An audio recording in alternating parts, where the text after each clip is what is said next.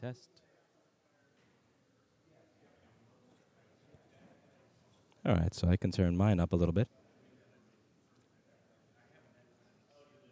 Test. And now I got to figure out when they're going to turn their mixer on.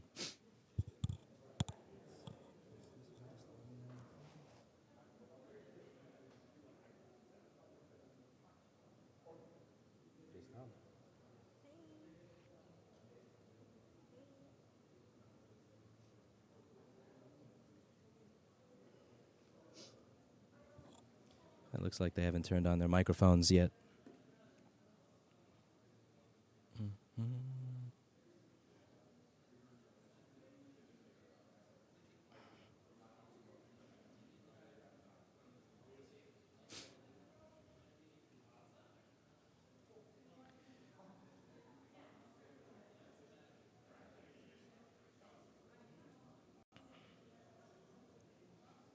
Yeah, I'll keep it at 1080p 60. I'm recording a copy of this. This is going to have a copy of it recorded. So I'll be able to adjust things later. And it'll be a nice high bitrate copy. Man, you guys think Spectrum sucks? My cell phone tethering, 1.5 megabit, no go. 1 megabit, it'll let me stream. 1 megabit. Oh, that is something else. Crimes against technology. You call this 4G, Verizon? You call this LTE?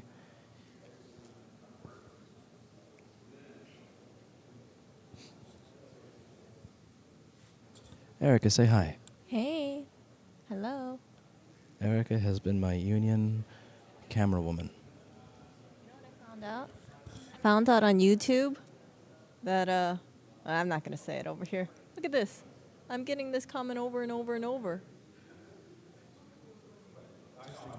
Erica has found the world of YouTube comments, which I have a delete button for, and she doesn't. Life is not fair. Anyway.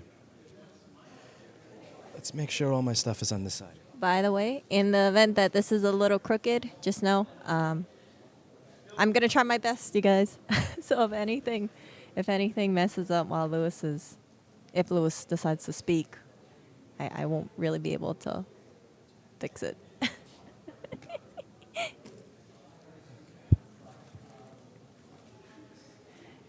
By the way, you want to know something cute? So we have, if you remember from the stream from yesterday. This is main channel. They have no idea what you're talking about. Oh. We just talk about hearings here. Someone says free Hong Kong. It's not even starting.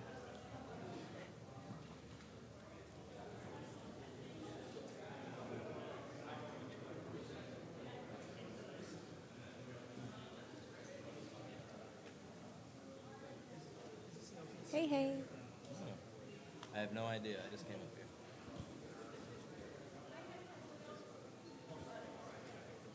here. Ooh, more people are coming. Good. I'm going to zoom in on Grandma. How do you zoom? Oh.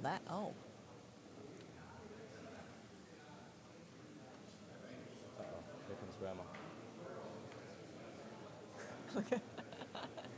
She's like.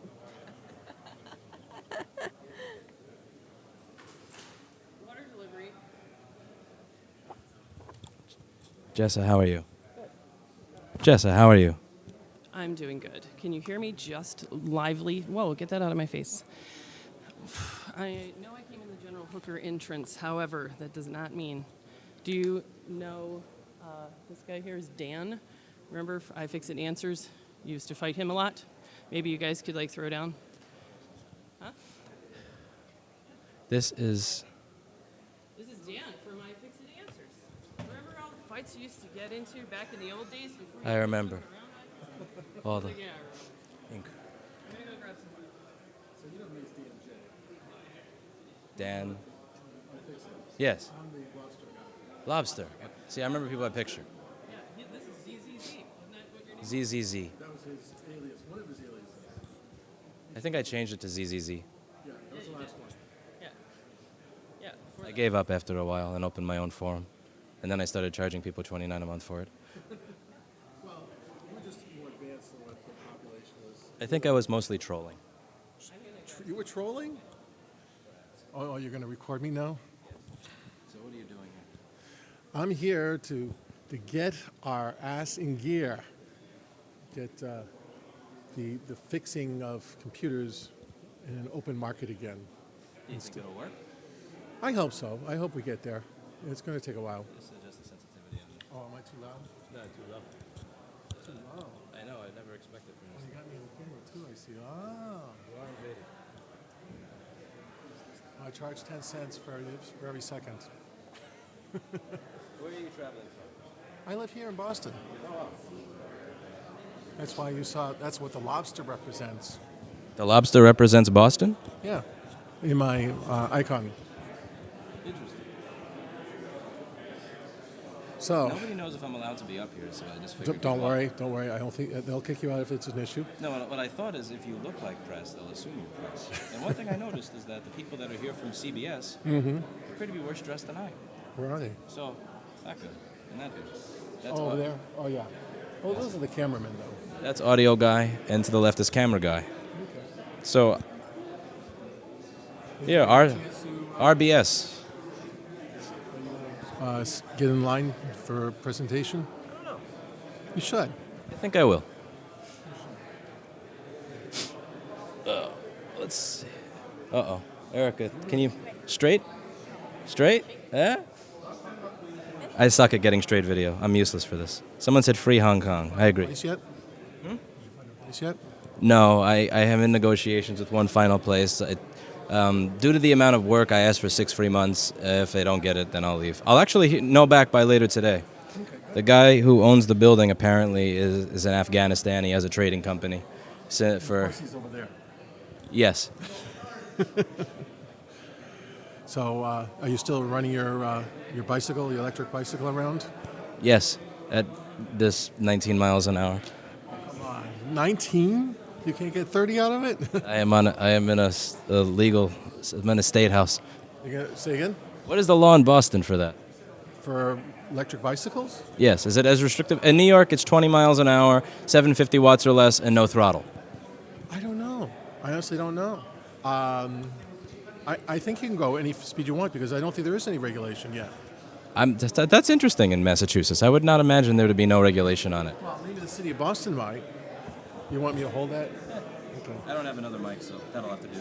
Yeah. So the thing is, everybody has to obey the law unless you're a delivery person, in which case you're allowed to break them all because you deliver food. So in New York, they go the wrong way down the street. They I go used over to 20 live miles there. an hour. It was Brooklyn Heights. That doesn't sound like fun. Well, it was back then. I was a kid. When it was affordable. That was back in the 60s. Yeah. Oh, wow. So that it was affordable. It was affordable, and it was, there wasn't any drugs or any violence like it is today. Well, I shouldn't say that. It's gotten better. It's depending on the area, better or worse. Yeah, because it ebbs and flows. Every area does that. As the transition of people changes, then there's strife, and then after a strife, then it cools down, and then it happens again. Yeah. Everywhere. Why'd you leave? My family left. I was only a little tight back then. I'm leaning on an electrical panel. Yeah, don't get zapped. Erica, you're also leaning on an electrical panel. Oh, she won't be hurt. What if It's the covered. electrical wiring is as bad as it is in that shithole 30th Street store, and we're leaning on it? What if instead of this being ground, this is hot? You know what? You chose the worst seat, girl. The worst. Also, just to make sure this doesn't fall. This little piece of crap has to stay around. Make sure that doesn't fall. Even if it falls, it has to be plugged in. I have a second audio thing in case mine screws up. So what is your lady friend's name? Erica. Erica. Meet Dan. How do you do? Japanese. No, I'm Chinese Korean. Chinese Korean. Okay. Well, it's the way you did the wave there. It's sort of because that's how a lot of the Japanese. Well, when you've been there a while, So, ni hao. I used to know more. I traveled a lot in China many years ago. So, do you spend any time? Have you been back to China at all? I've or- only been or- there when I was. Oh. I'll be the microphone. No, I get. Last time I was there when I was 8 years old. Oh, Yeah. That's a little while ago. 97 or so. Did you get back to Korea at all? No, I have never been to Korea. I went to Japan though about 2 years ago. It was really fun. That's cool. Did you go up into the hills? No, I just went to the city because I'm such a city girl. Oh, okay. So you stayed in Tokyo. And I was going to those UFO catcher machine games. Well, Tokyo's beautiful too. It's been a while since I've been there. Let's see, what do I got here? I got something for you. I got something. How are you? How are you? I'm fine. Glad you made. I had no idea you were coming. I forgot that this was here. Somebody emailed me to remind me, I think yesterday. Somebody emailed you. It might have been Jessa. No. No? Nathan? Paul Roberts? Some random person from YouTube. Some random person. Oh, probably My Kyle. email address is public. No, it wasn't Kyle. Huh? More random than that. Oh, this is fun. Okay. Good. Introduce yourself. Oh, what am I introducing myself to? On YouTube since last time. Oh my God, that's fantastic. Yes. The CBS camera. Oh, the CBS camera too. Excellent. Well, it's been how long since the last time we testified? 2 years. 2 years, yes. And Nebraska, yeah. Oh, God, Orman Chambers, who can forget? Yes, okay, you want to know who I am? Yes. Your shoulder is killing you. Is this too close? I don't know. You're like this That one. works? Okay. All right. So I guess I'm now famous on YouTube? Yes. Excellent. This is Shanghai. Excellent. Yes, Gay Gordon Byrne. I'm the executive director of the Repair Association and a huge Louis Rossmann fan. I can't believe what I can learn by watching you. One of those two things was true. Erica, people are showing up. Center. You're my centerer. Okay. Your job is to return this to center after I fuck it up. Ooh, I see. It's Parmesan Bridge. Wow. You know, it's amazing how long those structures can last. Oh, yeah. Like stone. Let's see, we got something else here. That's Korea. Who's the sexy cougar? Oh, man, that is so awesome. Are they currently in an insane asylum that wrote this? Wow. Oh, very cool. Is that like a rice paddy? No, just, yes, this is rice patties and also vegetable gardens. When was the last time you went to China or Korea? What's the last time you went to China or Korea? This is back in '92. It's a while ago. Wow. And this is, it's called a tuk tuk. And that's, you may have heard of Moon Hill. No, I never heard about that. It's a very famous place. This is big, You're very well traveled. too much travel. Too much travel. I was working for IBM at the time, and they fly me all over the Pell's creation. That's Guilin. Wow. That's so serene. What do the home appliance people say? And what do they have to do with any of this for those who are confused? For those that are confused, if it's got a chip and you can't fix it, they don't want you to fix it because you might tear your arm off. You literally might tear your arm off in a washing machine if you didn't fix it correctly. So therefore, nobody should fix their stuff. You might also explode your microwave oven, as you remember that. What was it? Magtrometer? Yeah, the magnetron. The magnetron. Gay, as the executive director of the Repair.org, how do you feel about the fact that Lewis's chat just called you a sexy cougar? Actually, 6 people just called her a sexy cougar at this point by my count. I'm like really liking it. What is your screen name on Tinder? My Gay Gordon Byrne, sexy cougar. Hashtag sexy cougar. / grandma. Lewis, you need to go fill out a slip to testify. Where's the slip? Right you out gonna front. testify? Yeah, he's going to testify. You get me slip? God bless America. God bless America. You're going to testify too, right? She's my assistant. And can you get a pen as well? You already filled out your slip. How are you? Good. How you doing? What can I? Ken McCarthy. I'm just here to. Oh, good to meet you. Yeah. Wait, no.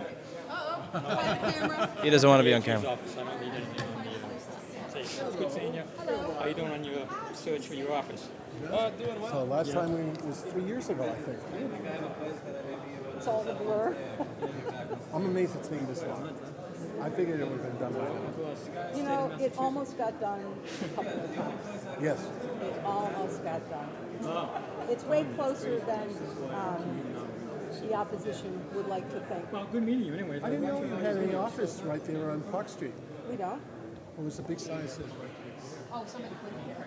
That guy works in the Attorney General's office, and he watches my videos. Oh, cool. So if I ride, I think we're cleared to ride Bafang in Boston. Oh, gosh. Don't push your luck now. Don't push your luck. I don't have a pen.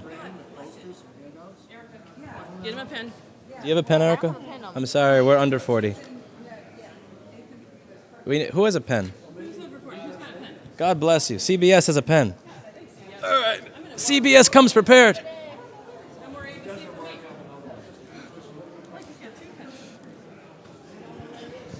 Everybody in the chat, thanks CBS for bringing a pen. Real hero of today. Bill, you are testifying on. What is the number of the bill I'm testifying on, Jessa? That would be support. I am The bill number, I'll fill that up. Some HB something. You have signage? support Lewis. Yeah, go do it.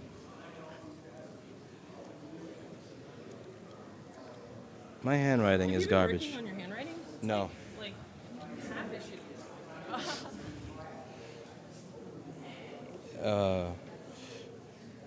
Rossman Broadcasting? Rossman Broadcast. That's what I told the other lady. The RBC? No, not her. Not the security lady. The lady the security lady was RBC. talking to. Cross it out to RBC. RBC? Yeah. Like ABC, NBC, RBC. Contact information. Should I put like Friskomatics next to it, like my email address? No. This is Not part of really, it. Put N. this is really uncomfortable. Maybe it would help if you were wearing a tie. GTFO. Would you like to plug into my UPS? Hmm? Yeah, I'm gonna sit here like a, so it's less.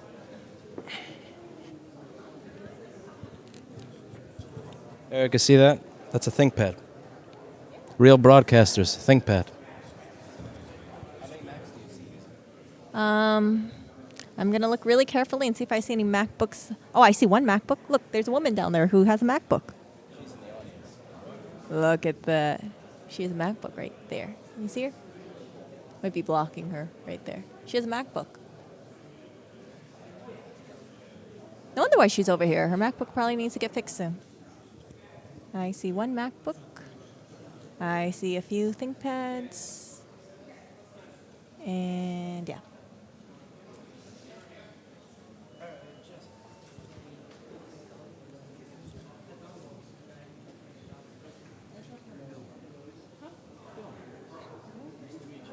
We don't know when it's going to start.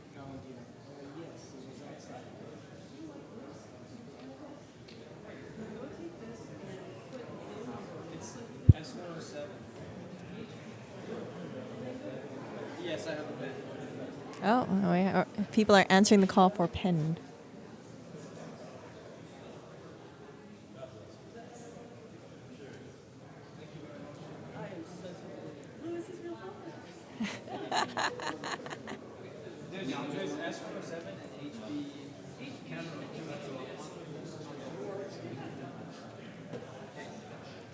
That CBS camera guy had some really. CBS guy has a portable audio mixer separate from the. Oh.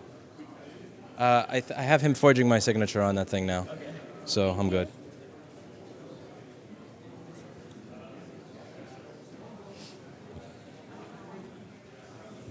I have a question for you. Yes. Turn around.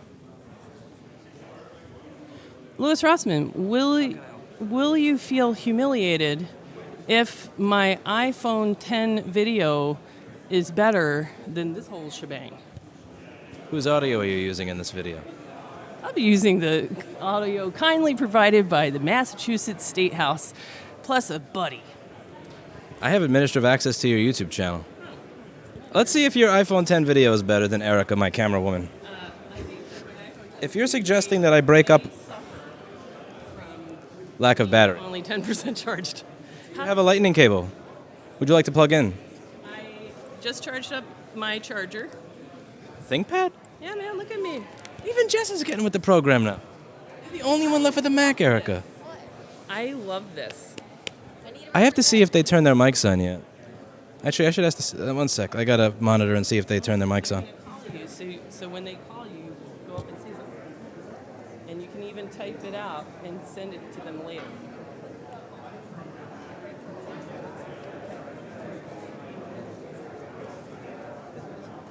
I need to see.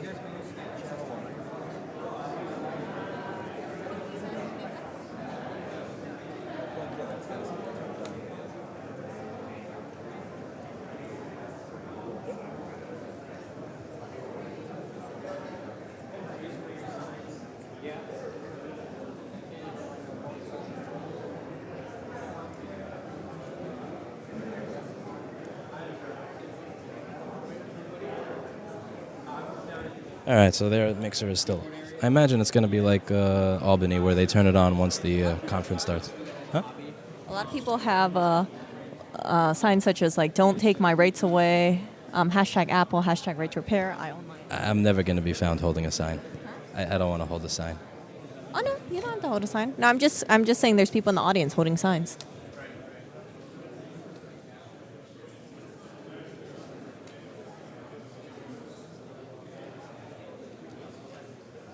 By the way, I'm going to be back in a few. It's a 3-hour stream, so I'm going to go to the restroom. Okay. Thank you, Bill.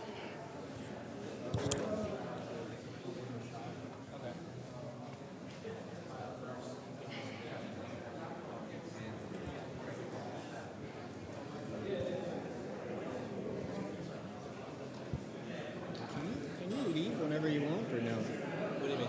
Like you're not stranded here until they've finished, right? Unless security says I am. No, just in general. I don't know how these things go. I have no idea. No. How you been? All right. Good. See if that guy has no water.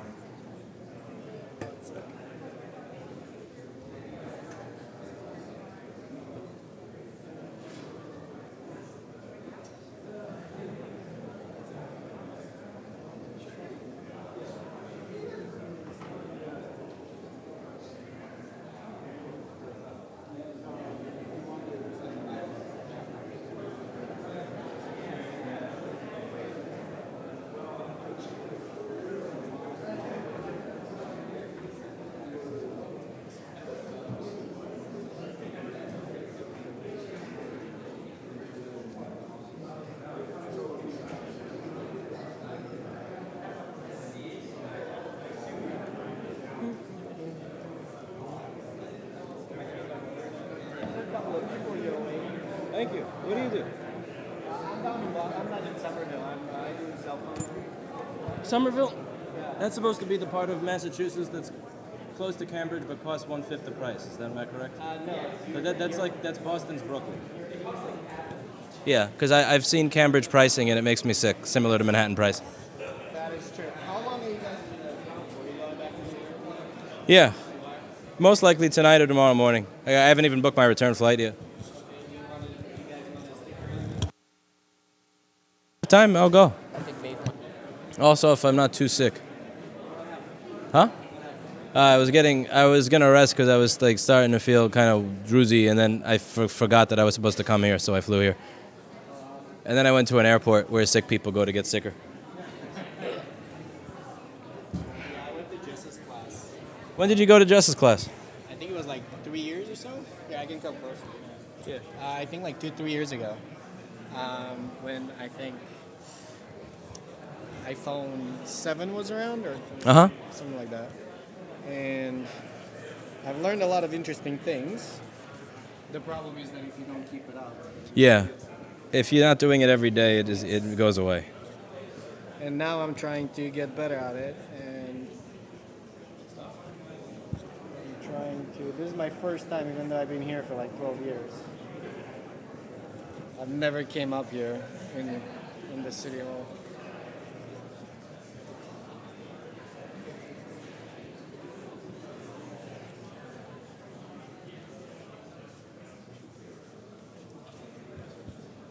You gonna testify?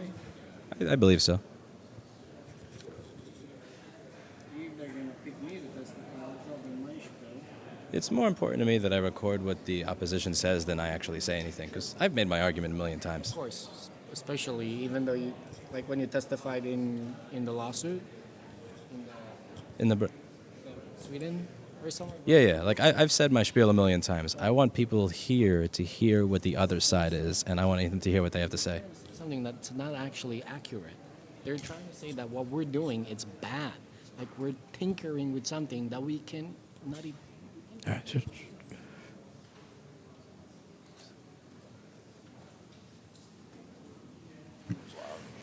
Good afternoon. Good afternoon. Welcome to the Joint Committee on Consumer Protection Professional Licensure. My name is Taki Chan. I'm the House Chairman. To my left is Senator Paul Feeney, the Senate Chairman. And want to bring a few things to your attention as a housekeeping matter. We do have your sign-up sheets. Anyone who has not signed up, please sign up at the front, and they'll deliver to the end here and put it on the computer screens behind us. We do not have a computer screen behind us, so we do not get to see your names. But everyone is on a 3-minute clock to testify. If you have a panel, it's 3 minutes each. You can see the clocks on both sides. And we have an annoying buzzer I don't want to hear. We found out last time. Jumped out of my skin when I heard it. So be mindful of the clock. Also let you know there are recording devices, as you can see right here, as well as around you. We do permit social media, texting, Facebook Live, media to be here. So if you're going to come say something or do something in the audience, be mindful that you are being watched as much as we are. So if someone has a question what you did, they direct it towards you, not me. What else is here? We are joined by a number of members in no particular order. To my right is Representative McKenna, Representative LeBoeuf, Representative Livingston is the vice chair. To my left is Representative Driscoll, Representative Dahm, and that's all for now. As you may know, there's a lot of other public hearings and meetings going on. Members will be coming and going throughout the course of the hearing. We're going to start this day off by opening an executive session to move through a few bills. So I need a motion to open executive session. So moved by Representative Livingston, second by Representative McKenna. The executive session is now open.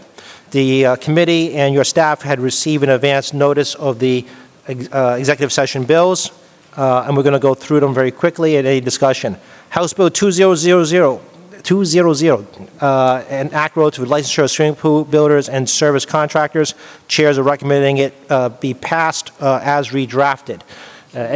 So moved by Representative Livingston, second by Representative Dahm. Any discussion on this matter? There being none, all those in favor say aye. Aye. All those say nay, nay. The ayes have it. House Bill 295, Representative McMurtry and Rush, an act authorizing the town of Dedham to grant one additional license for sale of beer and wine to be drunk on premise.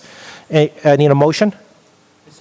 Motion by Representative Livingston, second by Representative Dahm. Any discussion? There being none, all those in favor say aye. Aye.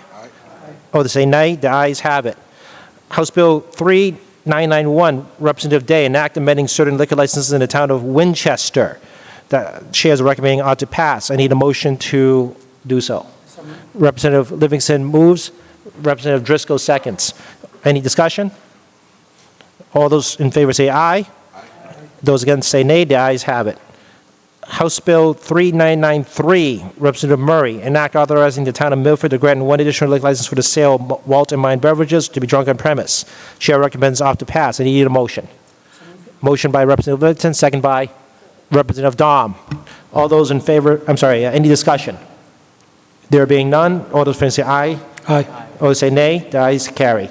House Bill 4078, Representative Campbell, an act authorizing the granting of additional licenses for the sale of alcohol not be drunk on premise in the city of Methuen. Chairs recommending ought to pass. I need a motion.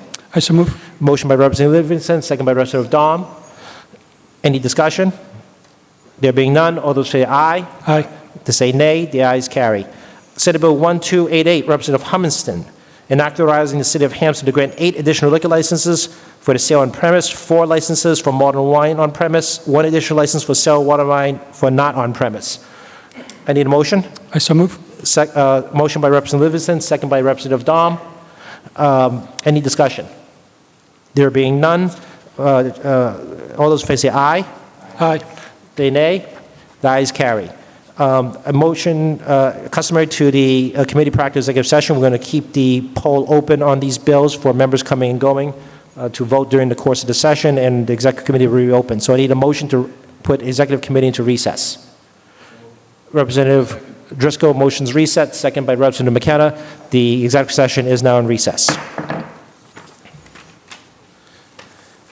At this point, we're going to open the public hearing. We are hearing basically three bills: House Bill 4078, House Bill, Senate Bill 17107, House Bill 218.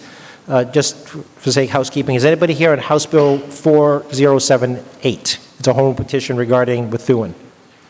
All right, we can skip that. We're going to go straight to Senate Bill 107 and House Bill 218, its companion. First up on the list is Arthur Tori from the Spano Association Artists Asylum.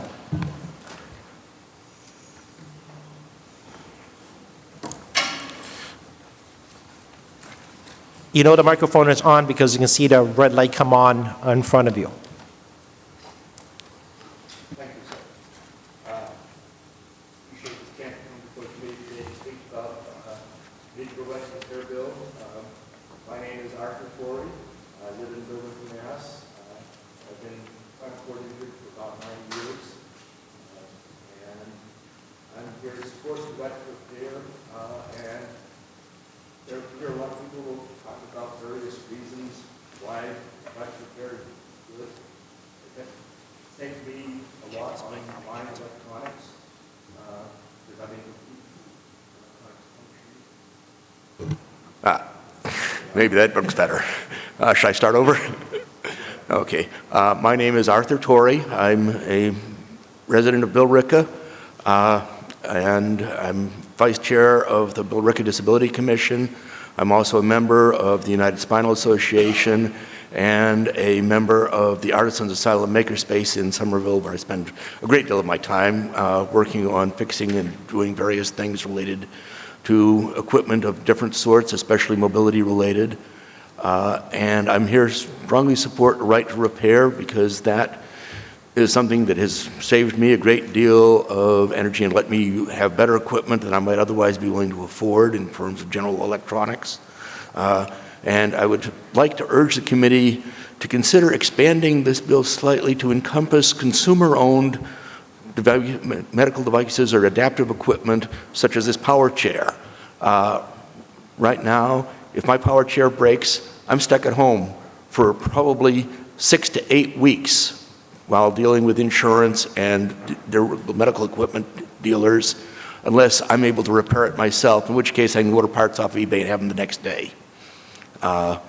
And so being able to repair my equipment preserves my mobility, and I need to have access to the software. I'm running stuff that's 20 years old because I can get, without manufacturer authorization, the software that I need to be able to reprogram the electronic modules.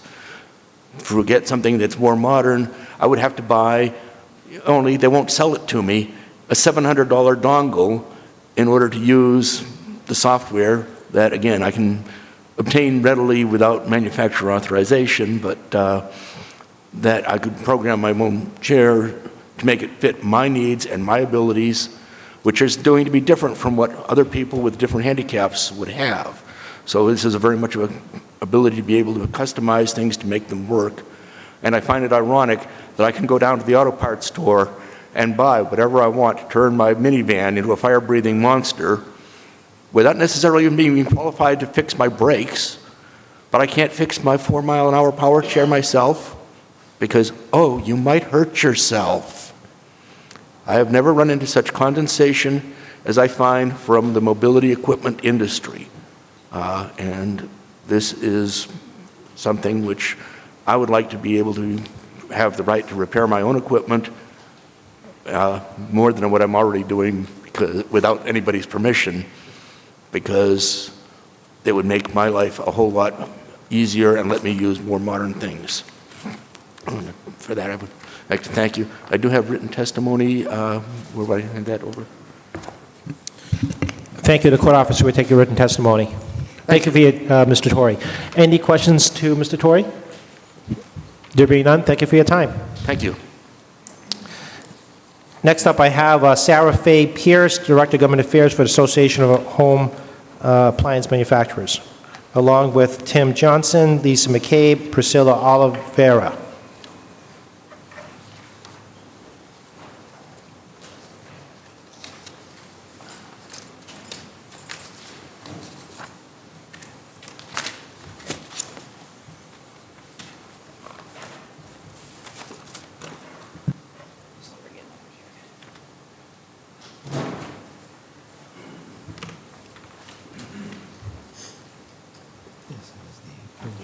this lady. This is the one that said that a mactrometer is dangerous in Nebraska. Remember the lady from 2 years ago that said a mactrometer is dangerous and a microwaving could kill you? Okay, good afternoon, members of the committee. My name is Sarah Faye Pierce. I'm the Director of Government Relations for the Association of Home Appliance Manufacturers. We represent major appliances, portables, floor care. This will be so painful. Anything from your refrigerator to your Roomba vacuum to your Ninja blender and electric toothbrush and pretty much everything in between. We're here today in strong opposition to both the House Bill 218 and the Senate Bill 107. Really, and you're going to hear much about this from other witnesses as well, this bill is really a solution in search of a problem. Number one, a lot of the critics that we hear, or the proponents of this bill, say there's not access and there's not opportunity, and that couldn't be further from the truth. A survey of our members this year shows incredible and broad availability for repair. In fact, we have 19,000 repair options available across this country. That does not include Canada. We have more than 80% of those are independent, affiliated, who are certified to repair the brands that I represent. 90% of that 80% are the smallest of the small businesses across this country, between 1 and 10 employees. So we are really truly providing a pipeline for these small businesses to flourish in their communities.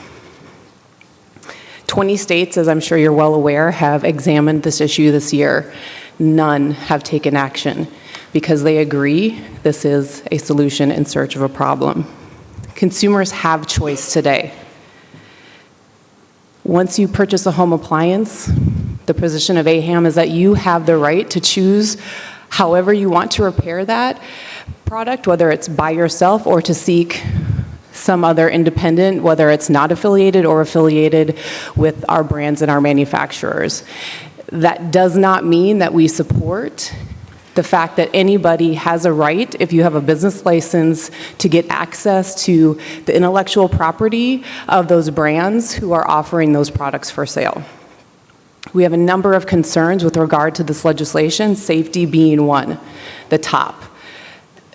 First and foremost, anyone who comes into the home to repair those appliances that have broken down or who need a replacement parts must be vetted. They must go through proper background checks and certain security screenings to make sure that not only they're capable of repairing that product that has been broken or is in disrepair, but they also have, there's security and there's a confidence that that homeowner has when those individuals are entering the home.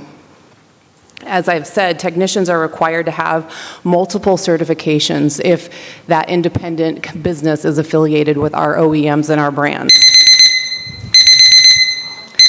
And wow, that was worse than my alarm this morning. Let me just run through these very quickly and then I'll wrap up and hand over to my colleagues. State certifications for handling electricity and gas. EPA 608 certification, which requires a special certification to handle refrigerant gases. This is incredibly important currently, as right now we're in this massive shift of, I feel like I just lost my mic, massive shift away from these high global warming potential gases into less impacting gases. I'm not sure what happened to my mic. We did kind of losing the mic here, but can you just pass the list on to the person next to you? we can read it from there, so we can move the testimonial on, sure. please. Because I can see the list from up here. We don't like people reading too much. Oh, sure. Okay, that's fine. Yeah, but all I'm saying is that these certifications must be maintained, again, to ensure that these are safely repaired products. Thank you. Do you want us to go in order?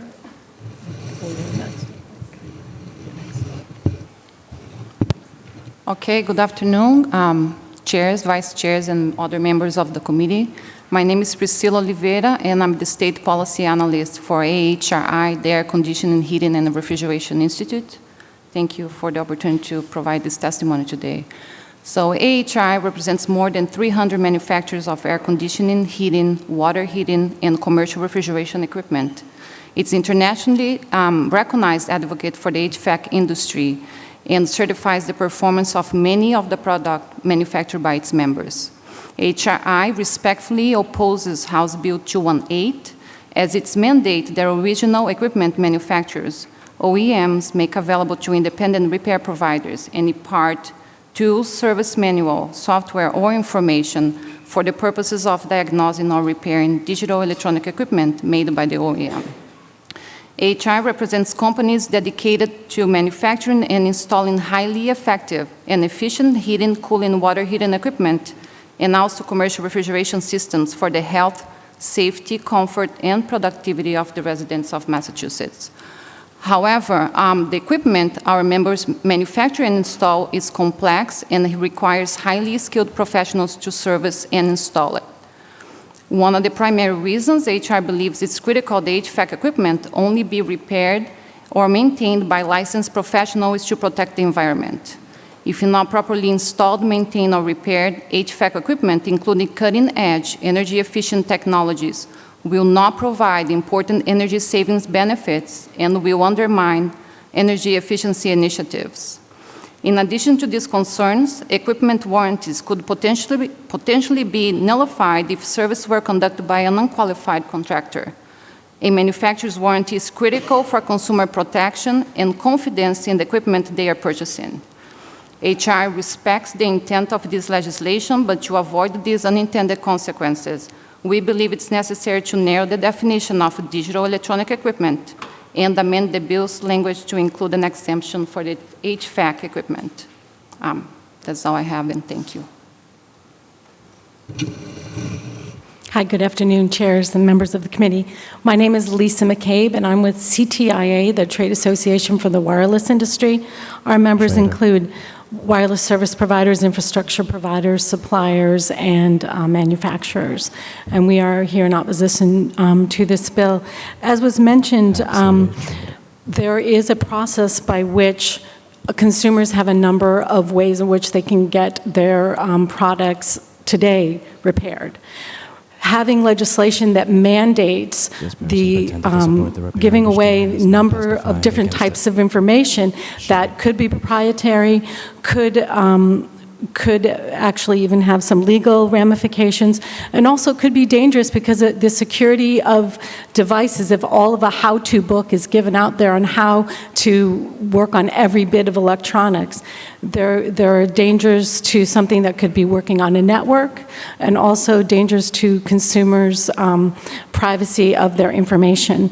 I think this bill, both these bills have no assurance for the consumers. It just provides saying, give out this information, and that's that. There's a provision in there that talks about how the independent repairers, if they don't like the information that they've received from a manufacturer, that they have recourse. But there's no recourse in here for the consumer. And I think having authorized repair, people who know exactly what they're doing in order to repair an electronics, who've gone through training, who have gone through a knowledge base in order to to repair things sufficiently, safely, and securely is very important. Today, consumers can use independent repair if they choose to. They can use authorized repair. There are many opportunities already there, and this is really looking at an issue that is already being addressed by the marketplace and by consumer demand. Thank you.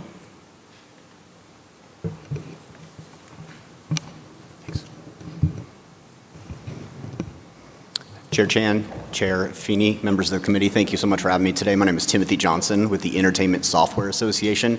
ESA is the trade association representing companies that publish computer and video games for an assortment of consumer devices, including video game consoles.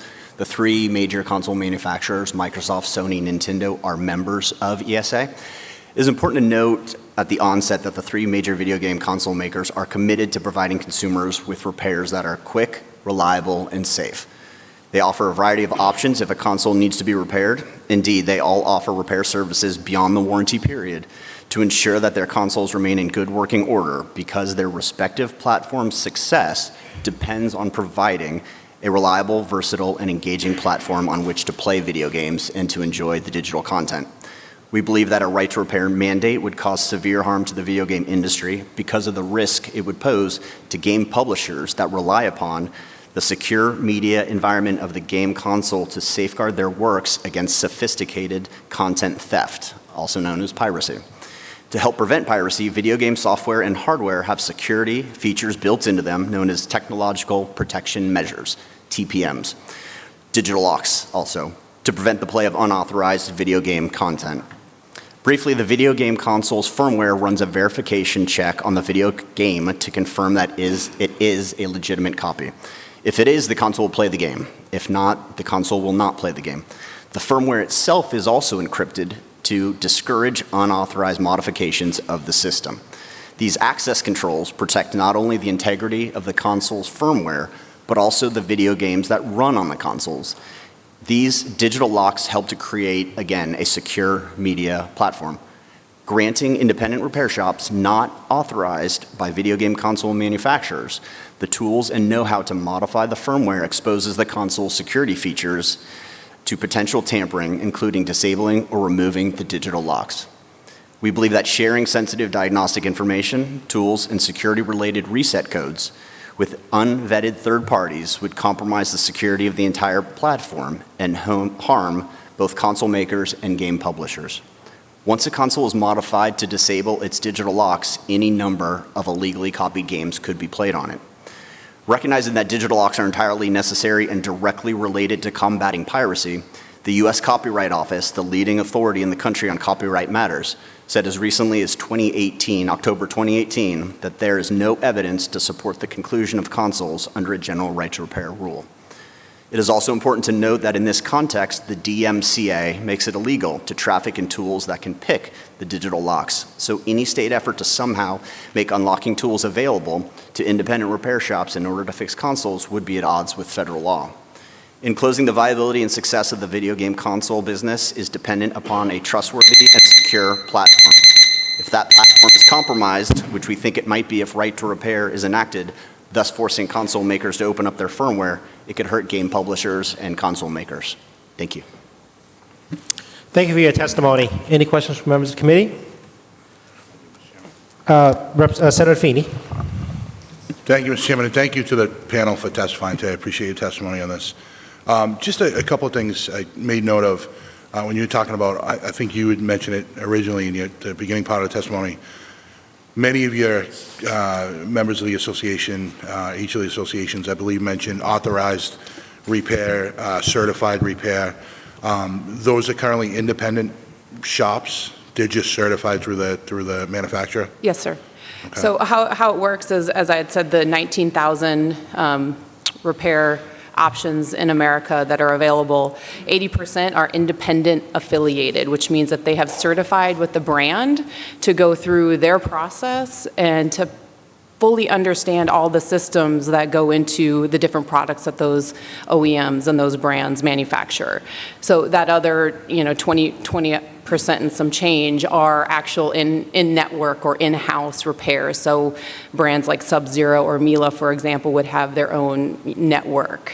So there is a mix of two, but in large, 80% are independent yet affiliated. Okay.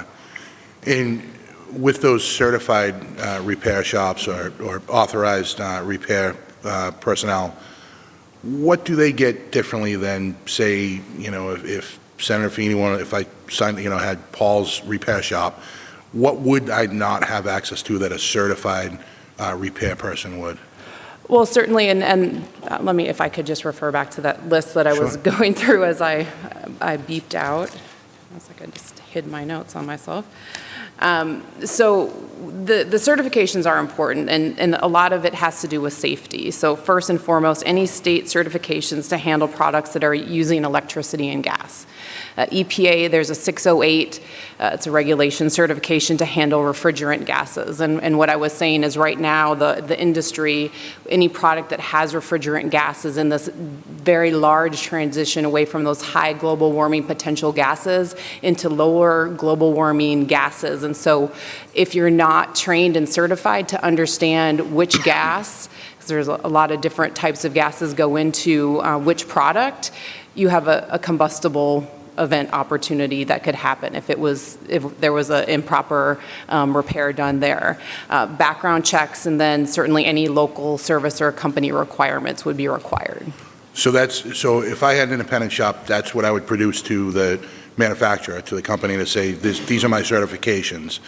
But then on the other side, what would I get in return for that? So would I have to sign an exclusivity contract where I only work on that particular manufacturer? Do I have, kind of broad base? Can I work with other manufacturers? Mm-hmm. Yes, would you can. you give me tools and parts that the public doesn't have?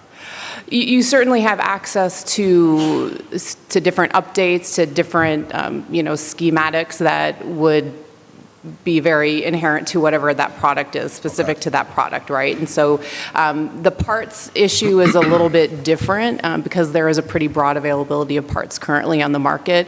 A lot of my members will tell me, and I would have to admit this is anecdotal, so we'll take it for what it is, but a lot of the parts, and again, I'll just harken back to the refrigerant gases, for example, a lot of parts that would have a safety imperative to it or could cause some type of event in the home, again, for safety, would not be made publicly available. Okay. And I just have two more, Mr. Chairman, if I could quickly.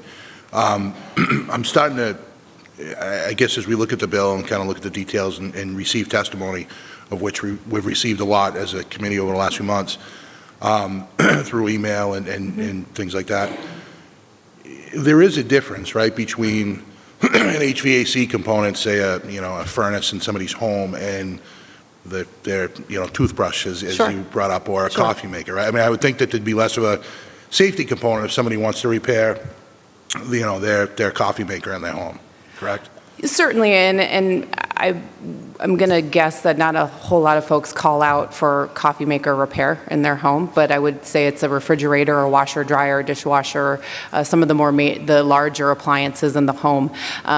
A lot of these appliances are certified to organizations like UL, CSA, ASHRAE, and the like, which have safety standards that are recognized, for example, by the Consumer Product Safety Commission. And these are safety standards that, again, ensure the safe operation and the integrity of that product. And I often use the latch on your washer as an example. And so there's a safety latch that clicks into function when that washing machine is in that high spin part of the washing process.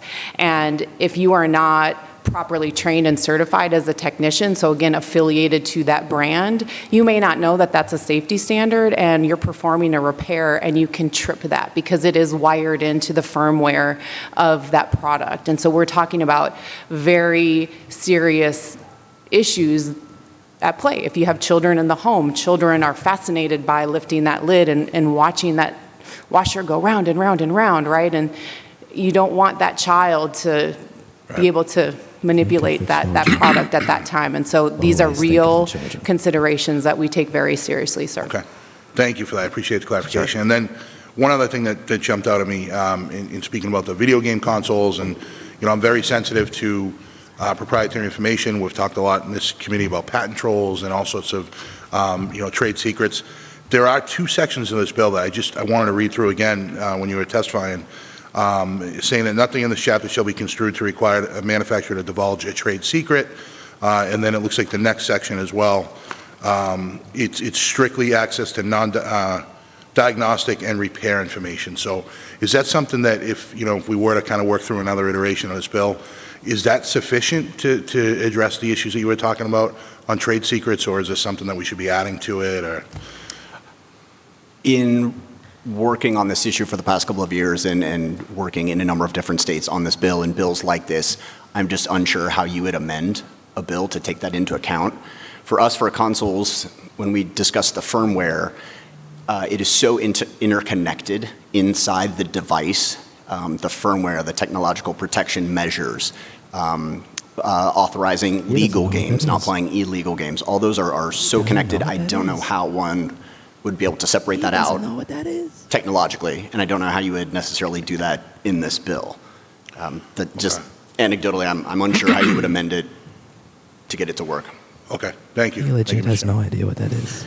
Representative Dom.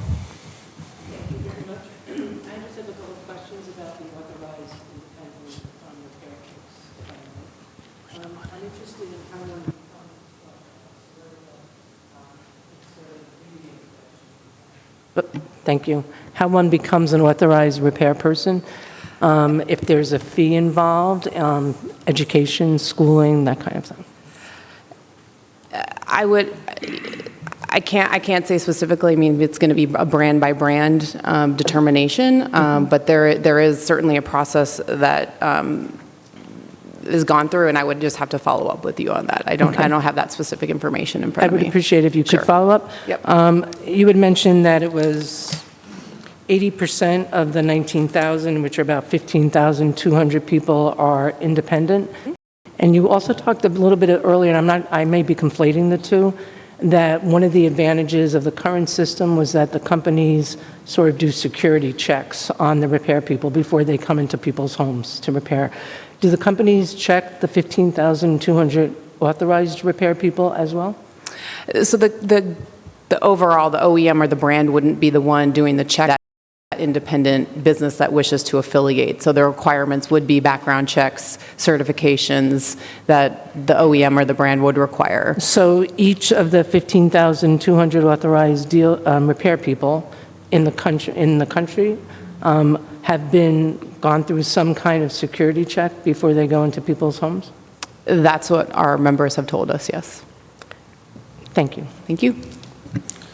Representative LaBeouf. Right. Thank you, Mr. Chairman. So actually, I just want to draw your attention to Section 3 of the bill, which discusses about essentially the diagnostic repair, about not having to continually pay for a subscription service. I'm not as familiar with the specific industries that you represent, but I know in other industries that aren't covered in this bill, that has been the largest complaint from the independent repair shops, is that they're almost the manufacturers can raise the prices or maintain that subscription in a way that essentially is an unburdensome cost of doing business. And I think this gets a little bit to also what Representative Dohm was touching upon. But can you maybe talk about, in your industry specific, what is that contractual relationship that these authorized dealers have with your particular products that you represent? It could go to anyone. As a trade association, I don't know what the specific requirements are that every manufacturer would have with their authorized repair. Do you have an example of, for example, AT&T? If I was to be an authorized AT&T repair person, would I have to be paying a certain annual subscription service to be able to repair those cell phones? I don't know the answer, I'm sorry. Okay. If you could track down the answer for the representative, that'd be helpful. Yeah. Great, thank you. Any other members? All right, I got one. Mr. Johnson, because we're going to try to stay with gaming devices for the sake of ease. Obviously, I think most of us here are either familiar or played a video game device, and I do understand what you talk about, trade secrets, proprietary information regarding electronics and the firmware. I suppose the question is, as part of, let's say, building a PS3 or PS4, does every device in the system, for example, the fan, right, that keeps it cool, that is not a proprietary piece of equipment for Sony?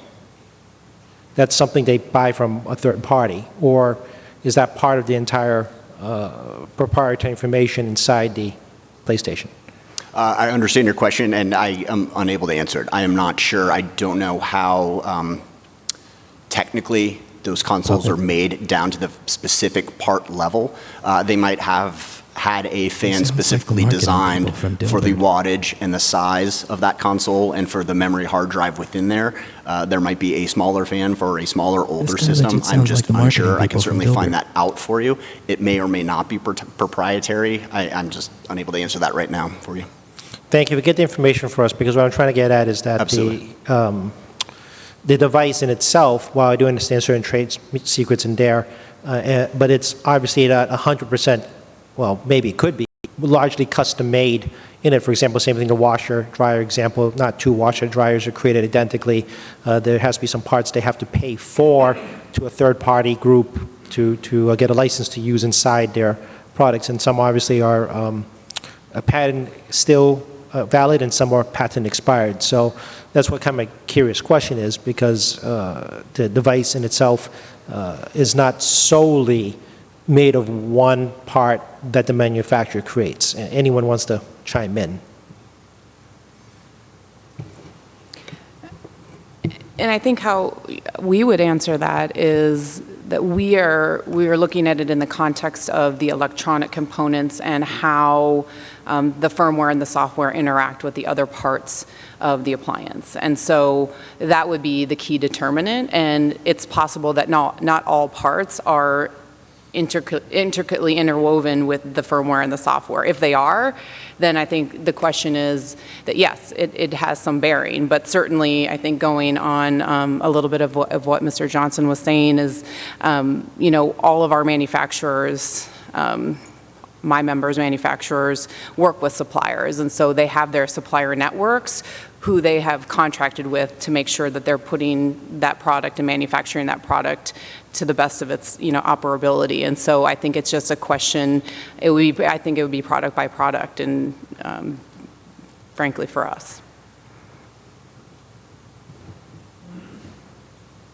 Thank you for your time. We could provide that information to the committee down the road. Appreciate it. Thanks. Anyone else? There being none, thank you very much for your time. Thank you. Next on my list is Robin Thorn from Good Point Recycling of Brockton. Did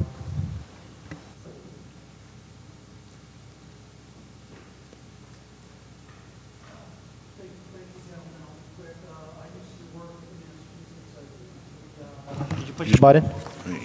Push the button. Okay. Used to work at Massachusetts DEP, last testified here about 22 years ago. I moved to Vermont, started a company doing repair and reuse of electronics. I've opened a new plant in Brockton, Massachusetts. We've got about 30 employees. I wanted to provide some history on the context of this. The industry arguments you just heard versus the right to repair are pretty much the same ones that I studied in high school that were made against the Mag-Moss Warranty Act of 1975. People were concerned about warranties, and the manufacturers were saying, if you get into this, there's so much legal mumbo-jumbo, you'll never get out of it. The government cannot police this thing. But Magnuson-Moss Act never did take the FTC into the weeds because it mostly works as the brakes on the OEM attorneys. Once you pass a law about warranties, their attorneys will stop the creativity and say, whoa, that could get us in trouble. And that's the way we have to look at the right to repair. It's insurance against the future. I'm not that concerned about the testimony that I've heard from either the manufacturers or do-it-yourself repair people. I'm worried about what's going to be possible to do in planned obsolescence 5 years from now. It is going to be possible to make my employees, when they take a power cord that still works and sell it online for somebody that's missing a power cord, it will be possible to make power cords individually work on individual computers so that it would absolutely kill the repair market. And finally, I just want to say that if the bill is seen as being future insurance, like the Warranty Act, against things that might occur in the future, that if you look the way the FTC manages warranty claims, it's almost all done by mediation.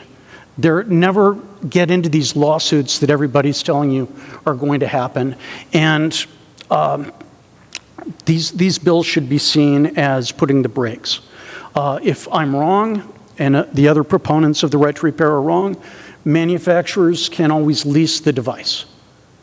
I can't define planned obsolescence, but I know it when I see it. And that's what we have to give the FTC and regulators in the Commerce Department as a tool for what might happen in the future. Thank you. Thank you for your testimony. Any questions? There being none, thank you very much for your time. Mr. Henry Baker, owner of a repair shop.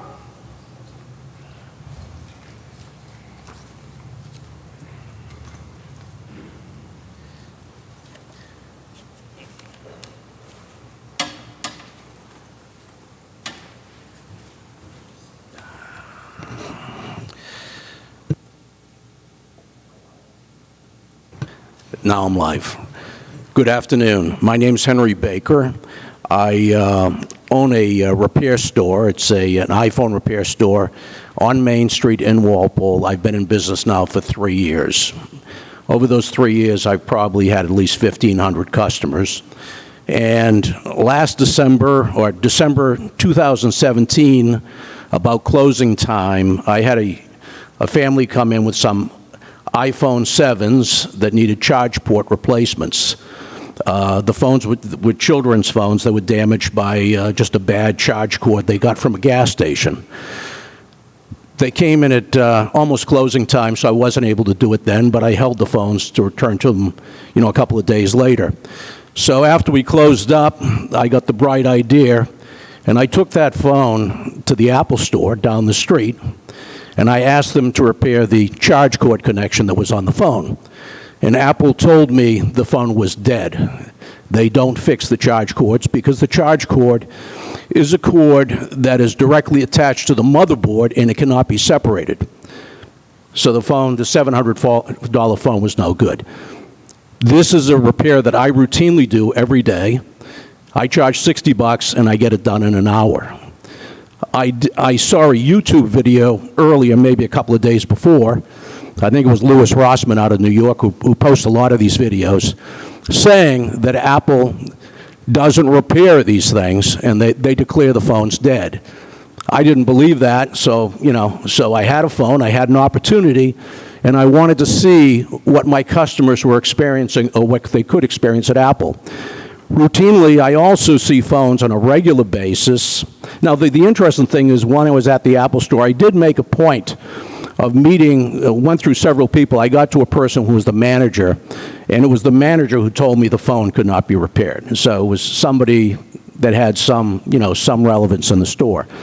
Also, I routinely see customers who will come in with phones, and when I see a phone where the water indicators are red, or if I see signs of staining on panels in the phone, typically Apple phones, where there's a little bit of staining, they have these bright panels that cover the electronics connectors. So if any water gets in there, you're going to see a stain on it. So I routinely ask them, did you go to Apple with this? And they'll tell me they did. And I say, why are you here? And they say, well, Apple told me my phone was dead and they wouldn't repair it because simply there were signs that water got in the phone. But the phone is fully operational. But this is, once again, something we do check that phone out to make sure it will work before we go to do a repair on it, but routinely these phones work. So I guess all I'm saying is there is a need for repair, and we fulfill that need, okay? And there is a situation where rather large companies, who I hold in considerable esteem and really like a lot, still they have practices that are a little unusual. I would just never would think of telling my people to tell people that this device you paid $700 for can't be fixed when it can be easily fixed. Routinely, that person's being told they got to buy another phone. It isn't so bad with Apple. They usually have a replacement program. So usually when they tell you that, they'll tell you they'll replace it. They'll give you a replacement phone, which is a used phone. and you have to give them your phone and $300, and they'll give you a replacement phone. So that repair that runs for $50 or $60, you know, Apple effectively has made that a $300 proposition. So once again, you know, the guys who are doing repairs on the street are adding, you know, they're giving considerable value to the public, and they are protecting the public from corporations that sometimes just aren't looking out for their customers. Okay, so that's my statement. We go with it? Thank you very much for your testimony. Any questions? Thank you. Senator Feeney has a question for you. Hold on. Sure. 1 second. Thank you, Mr. Baker, for coming in. You said your shop's in Walpole? Yeah, it is, and I recognize you. We should have carpooled here today. Yeah. How long have you been in business, did you say? I've been in business on Main Street for 3 years, doing the cell phone repair. Okay. And strictly cell phones you do? Small yeah, electronics? it's pretty, well, cell phones and iPads. Okay. So I appreciated your story about, you know, going to the Apple store just to see how it went through. We know, I think, and we're hearing a lot of testimony today about how this bill would benefit consumers. If this was codified into Massachusetts law, how would it affect you as an independent shop? What could you do if we do adopt this bill that you can't do currently, or would it just would it bring more customers in, or is this strictly consumer driven in your Well, mind? the real issue is that Apple over the years, with the 6S, they introduced a trick where if you, when you did a repair on that phone, they did something where I believe if you broke the home button, the next installation of the operating system would brick the phone. So effectively, they turned the phone into a brick. You just lost $650. Because you brought it to another store, they did the repair, and in the software, they recognized the fact that there was a foreign device on there. They turned the phone into nothing, but the fact is that attempt to shut down the repair business was ended very quickly because a lot of lawyers have cell phones, and they were hit with so many class action suits, and so many suits came at them. The next release of the operating system opened those phones up again.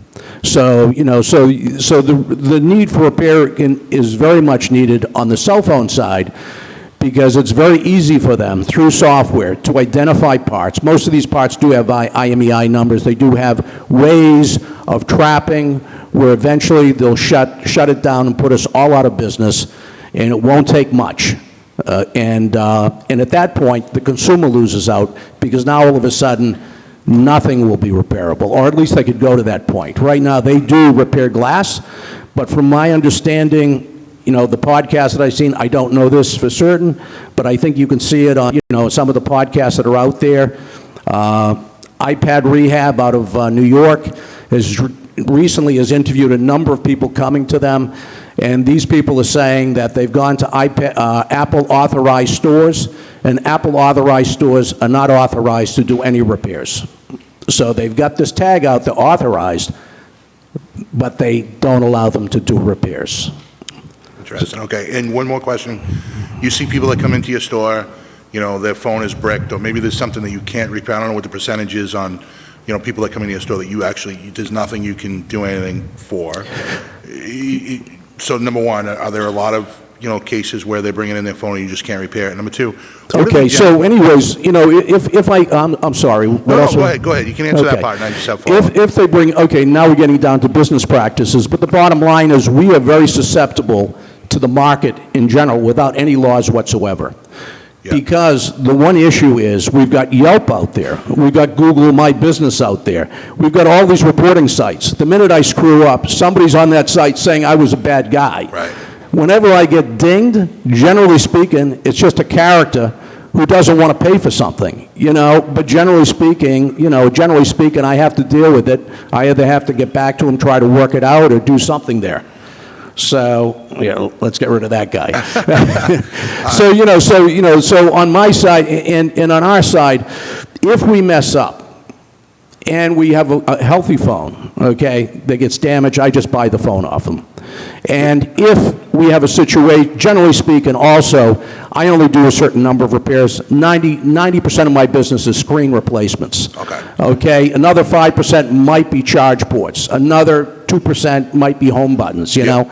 No, So it's a very limited thing. I'm not into micro soldering, although I might get into that. That's fine. No, I understand, and trust me, if you weren't good at the job, then you wouldn't be able to be in business. I think. Oh, yeah, and I turn people away, and I do. Like, let's say a phone came in the other day. Right. It was absolutely crushed. Yeah. It was a traffic coordinator, a woman in the street in front of a school, drops a phone in the street, didn't realize it.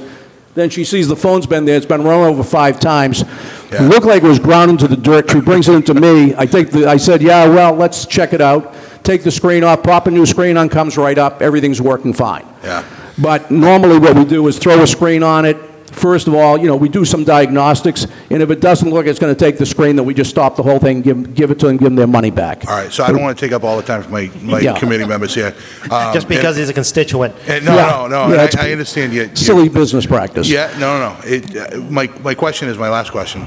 If somebody does come in and they have you're not a magician, you're a repair tech, and they come in with something that's crushed or a phone that just is no longer operable, what do they generally do with that? Do you take that and recycle it for them? Do they throw it in the trash? Do they keep it around? I'm just trying to think downstream kind of what people are doing I with their point them to electronics. eBay, and I tell them, because sometimes I had a guy in yesterday with 4 or 5 phones he was trying to sell me. I just told him, go to eBay. You can sell them. Broken X's are worth $150 for the parts. Broken 7s, you can get $50 for them. Sometimes with Apple, you can go to Apple, and you can, if the screen's not crushed, you can go to Apple and get some money on a when you go to buy a new phone.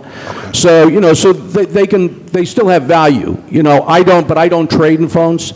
I don't buy phones. I don't buy parts. I buy my parts in the parts distributors, and that's it. I don't want to be taking parts out of dead phones. I don't know what the parts went through. The parts are cheap enough. Right.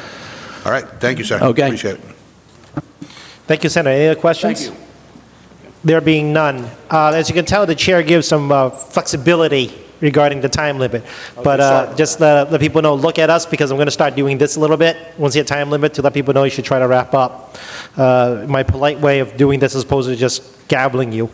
Next up is Adam Fullerton from Boston Microsoldering.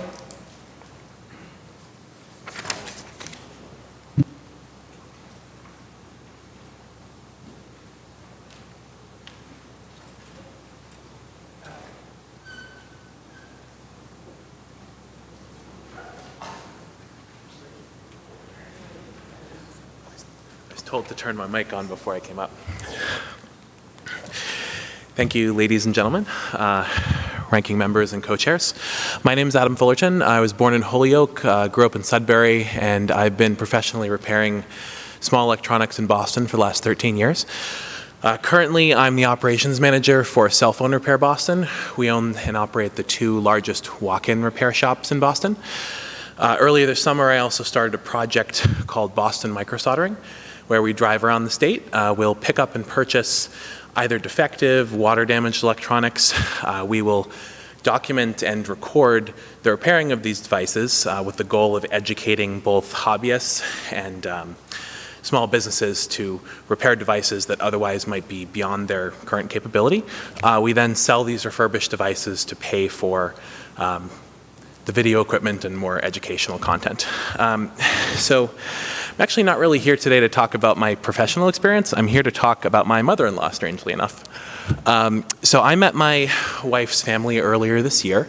My mother-in-law had just gotten off of a long vacation. It was her first time to Taiwan. She then came to Boston for the first time. She met her granddaughter for the first time. She had a wonderful summer, save for her experience with the manufacturer of her phone. So during one of her trips, her cell phone, an iPhone 6, had unfortunately taken a dunk in the ocean, saltwater damaged, and she did what most consumers do. They go to the manufacturer, the first service point, the most obvious service point, to try to get this device repaired. She had taken hundreds, if not thousands, of photos while she was in Taiwan. This is expensive trip she spent thousands of dollars on. She had just met her granddaughter and taken hundreds more pictures of my daughter. And after getting a little bit of water on her phone, it was inoperable. So she initially actually went to an Apple store in Shanghai, China, then to the Apple store on Boylston Street, a mile from here in Boston, and was promptly told by sales reps and managers that her device was dead and could not be repaired. Strangely enough, the device was still charging. You could plug it in, you could hear the charging indicator blip, but there was nothing on the display. Now, she was given essentially one option at both Apple stores that she visited. Your device cannot be repaired. You can pay $299 for a replacement. Replacement of a device which in 2019 is worth less than $200. But my mother-in-law really wasn't interested in replacing a several-year-old device. She could buy a new one. Obviously, Apple wanted to sell her an iPhone 8, an iPhone 10, but she needed her data. She wanted pictures of my one-day-old daughter. She wanted her vacation photos. Thankfully for her, she did not take no as an answer. She brought the phone to me. A little bit more experience in these matters. And long story short, we were able to repair that device with a $5 chip that controlled touch, a $10 chip that supplied power to the screen. That got the device to power on with a poorly working screen. We then paid $14 more to purchase another screen. So I was able to get the parts in this case, but not from Apple. Going to Apple, we can't the board level components that allow us to do data recovery, whether it's for the customers that I've dealt with for the last decade or even members of my own family.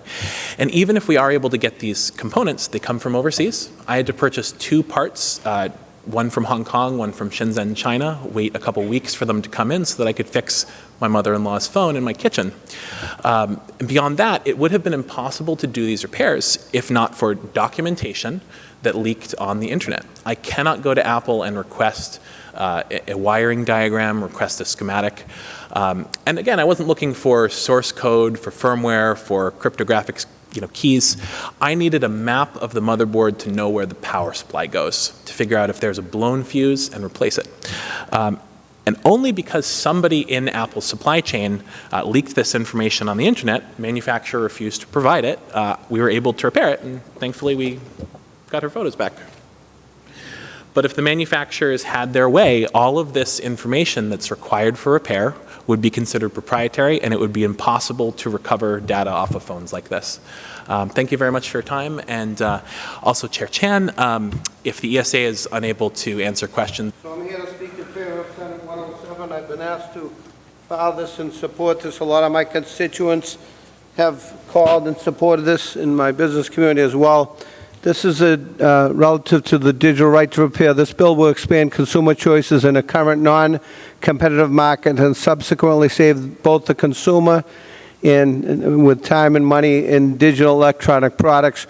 We did remove the medical part of this because public safety is of the utmost importance. But this right to repair legislation reduces costs of repairs for end users by creating more competition in the marketplace and eliminates long waiting periods.